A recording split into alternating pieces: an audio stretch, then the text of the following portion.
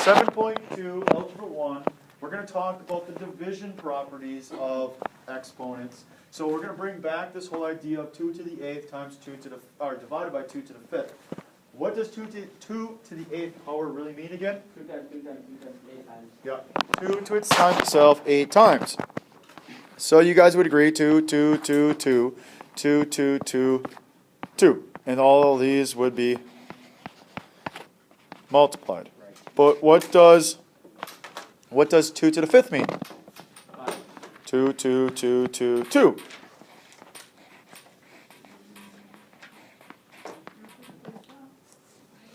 But, hey guys, if I got some things being divided by the exact same things, what happens?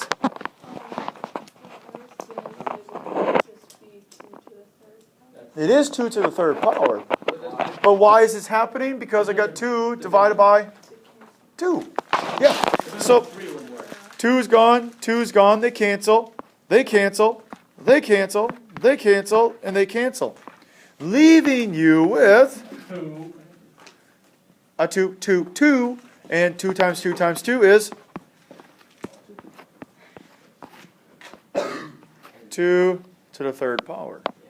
So we're saying that 2 to the 8th divided by 2 to the 5th actually leads us to 2 to the 3rd? What? Oh wait, you're doing what? You're subtracting exponents. Okay guys, yesterday we talked that if I had two bases the same and I multiplied them, I added exponents.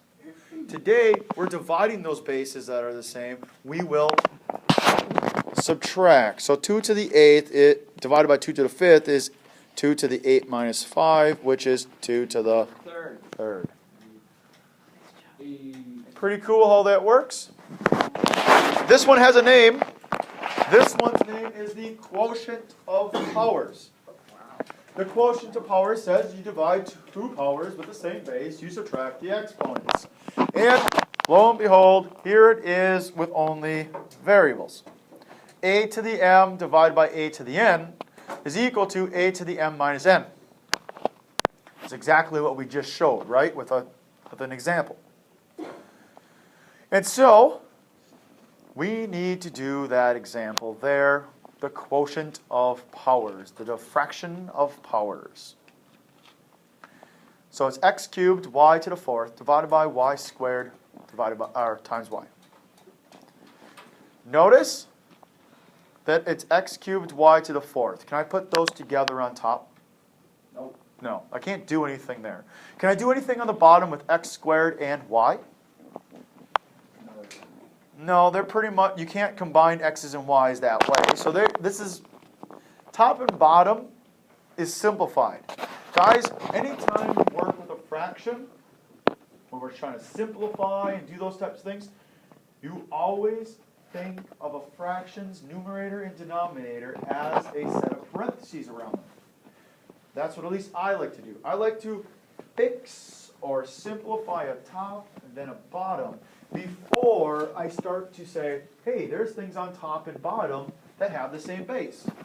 Do you guys agree with that in this one? They both have an x in them and they both have a y. So in this case, I can say, hey, wait a minute. What's x cubed divided by x squared? That would be x to the 3 minus 2. It would be x, right, but we got to show our work, right? And then we go back and say, hey, wait a minute, I can do the same thing with the y's. And it'd be y to the 4 minus 1. But then if I clean this up, next step would be, hey, that's x to the 3 minus 2 is 1. Do I have to write that? No. And 4 minus 3? Or 4 minus 1, sorry, is 3. So x, y, cubed. Done. Does that make sense, guys? Yeah. Notice that I always kind of reverted everything to the top. There's nothing on the denominator anymore. Because it's exactly like the problem what we just did with all the 2's. all the x's and the y's and stuff on the top and the bottom, they're just gone. They canceled. Pretty cool, right? Well, guess what? There's more. Are we ready for it? Yep. Okay. Please evaluate this for me. Change it. So, what does it mean to be 3/4 to the third power? Yeah, 3/4 times 3/4. Right? 3/4 times 3/4 times 3/4. But wait a minute. How do we Actually, do I even need the parentheses then? No. No. I just did that for fun. But what? How do we multiply fractions? Reciprocal. No, that's how we divide by fractions. We multiply across. So the tops go to the tops, the bottoms go to the bottoms. Numerators to numerators, denominators to denominators. So would you guys agree that that would be 3 times 3 times 3 on top and 4 times 4 times 4 on the denominator? Yeah. Wait a minute, what's 3 to the 27. 3 27. times 3 times 3? Let's not go to numbers. Let's keep it in exponents. Alright, so 3 cubed over 4. Yeah, it'd be 3 cubed over 4 cubed. I know I'm using numbers. If I would use variables, it probably would have been a little bit easier here. But I'm showing you guys that this does work with numbers as well as variables. This is just an example. But wait a minute. We just went from 3/4 to the third power to 3 to the third over 4 to the third. What the heck did we just technically do? 3. We distributed the 3 as an exponent to the top and to the bottom. That's got a name. This one is a power of a quotient. Wait a minute, Mr. Konchak, didn't we just do that one? No, we did power. We did quotient of a power. Now we're doing power of a quotient. Whoa. Okay, guys, I'm not going to quiz you on the names of these things. Yeah. But you still have to know what the heck you're doing. If you have a power of a quotient, and obviously b cannot equal 0 because you can't divide by 0. Find the power of the numerator and the power of the denominator. So basically, distribute the m in. So ab, the fraction ab to the power of m is a to the m over b to the m. Yeah? Isn't that what we just showed? So please, simplify the problem of 2y squared over 3z cubed.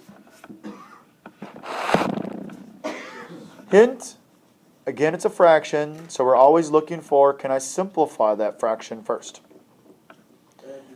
Anything on top or the bottom that can be combined up?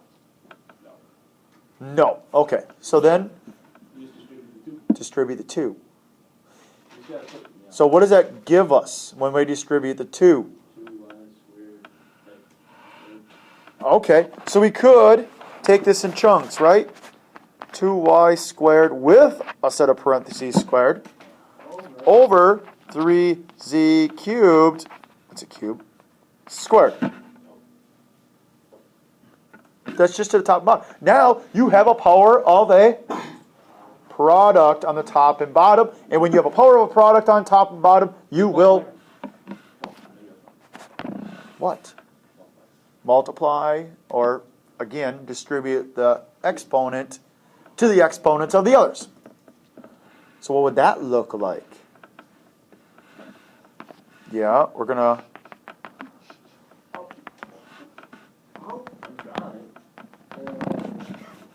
You can't see those dots at all on there. I can see them on here a little bit.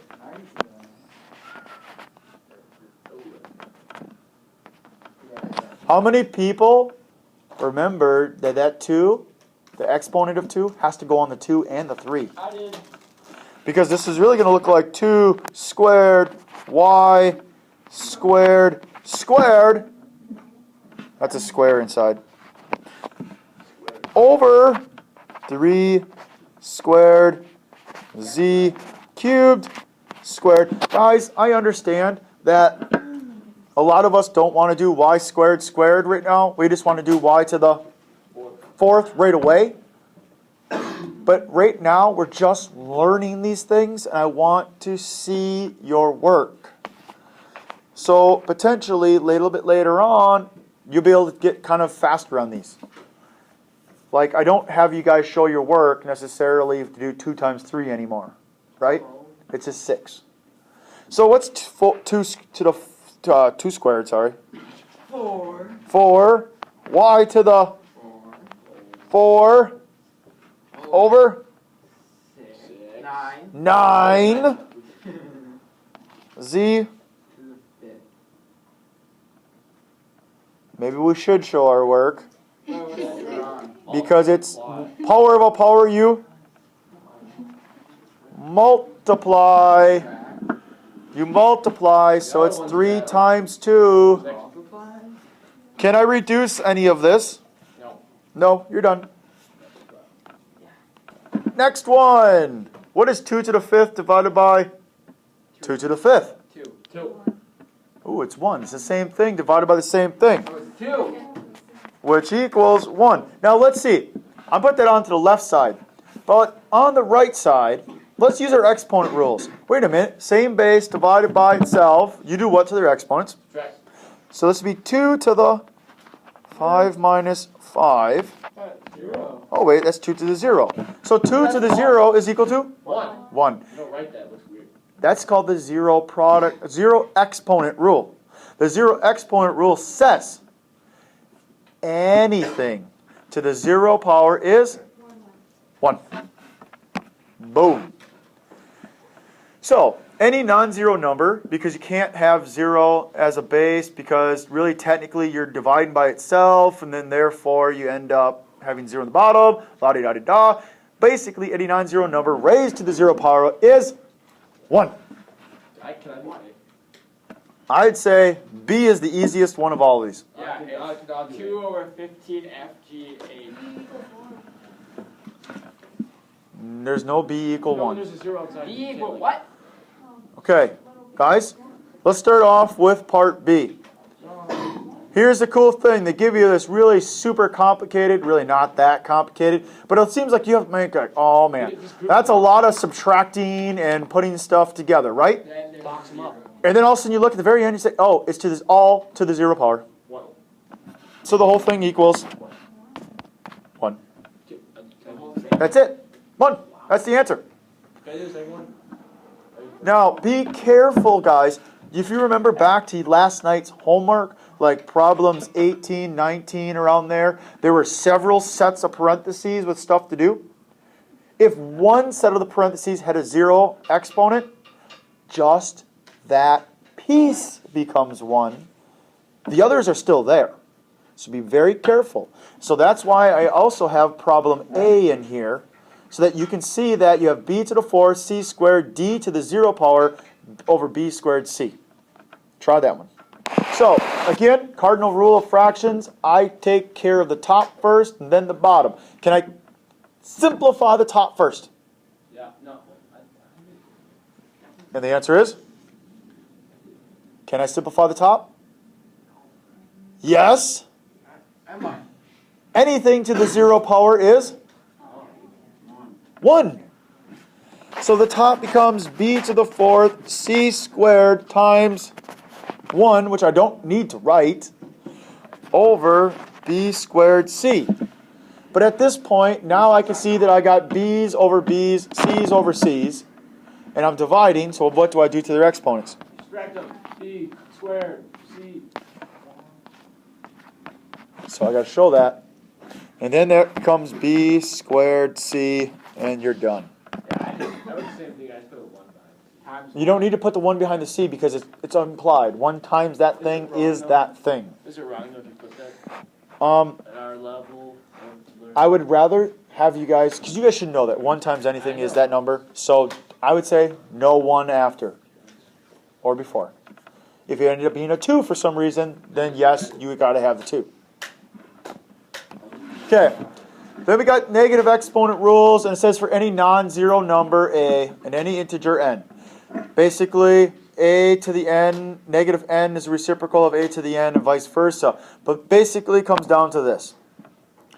If I have a base to a negative exponent, I generally don't like negative exponents. And so, it goes to the basement and becomes positive exponent. Now be very careful. The only thing that gets to move is the base with the negative exponent. Nothing else moves. So, here's the cool thing about it, is that what happens sometimes, like on our problems here and here, I have negative exponents in the basement. They get to go to the top, and they become a positive exponent up there. Okay? Yes, and then there would be a 1 in the bottom. If there's nothing else in the problem, right? Okay? So again, you clear or clean up the tops and the bottoms, and then you start moving things and subtracting or dividing them. So try that with part A now. Okay, Nick is got the machine. Nick's going to tell us what's going on. This is recording. Yeah. Nick, tell us what you're doing. We We want to hear your thoughts as well as see them. You're doing what it says in the directions there. Oh. Making them positive. Flipping them from one. Okay. You know what I'm saying? And then the W's cancel out, so you don't have to write it. And it's like Y6 over, 1. And that's all you do. Hey, man. I'm not good at explaining, then you can, there's more. But, Okay, there's more. Okay, keep going. And then, like that. I don't know if I did it right, but.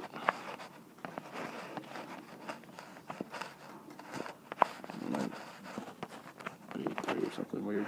I don't know. Okay, something weird. Okay. I don't know. You can explain it. But Okay. First of I know all, what to do, but I can't explain what I do. he's got. I'm assuming the x2 is actually an x squared.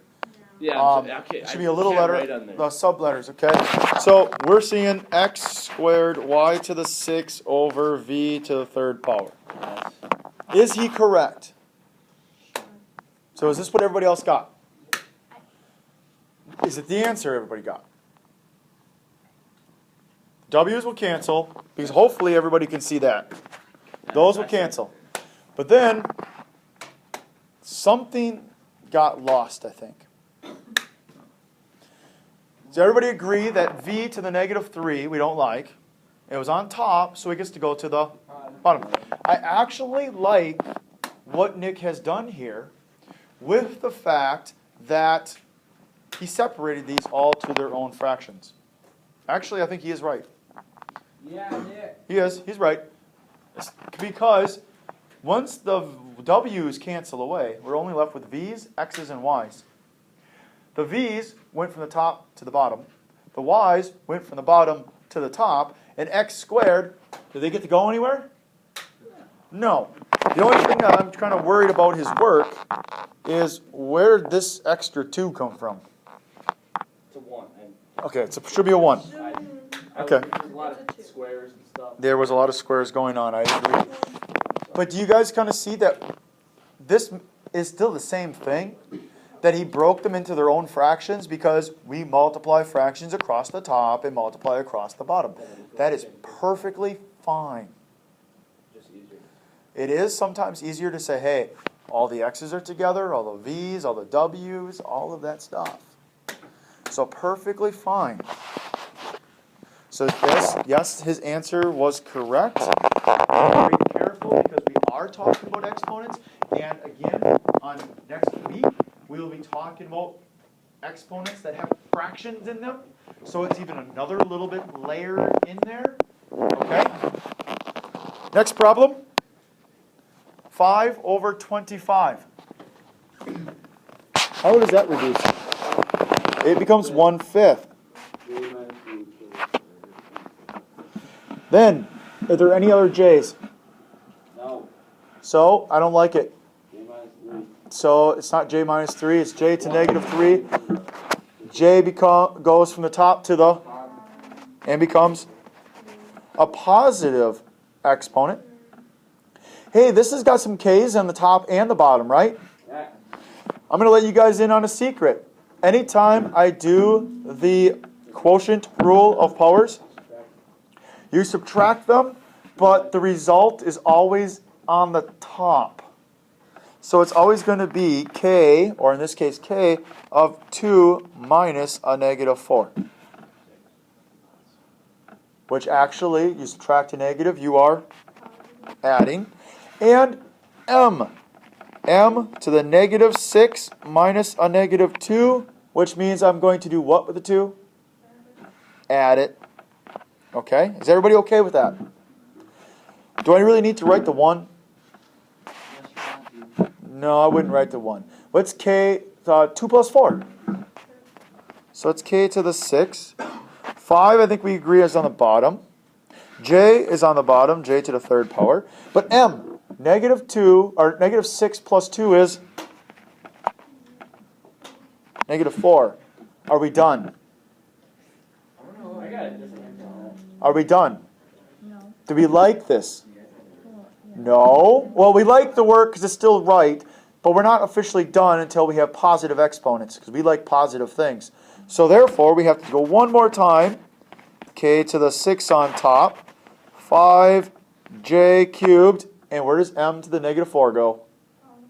It becomes a positive 4. I didn't get that. Another way we could have done this, guys, is said, hey, I don't like negative exponents at all. So the j to the 3rd goes to the bottom. The k to the 4th goes to the top. M to the negative 6 goes to the bottom. M to the negative 2 goes to the top. Therefore, I would automatically start off with positive exponents. And then I would have had some on top that we had to multiply, so we'd add them, and we also subtract them because we're dividing bases. Your homework is page 402, 1 through 17, odds. Guys, I will tell you this. These are odds, and if I don't see work, because there is some work for these, I am not giving you credit. We got video evidence of this.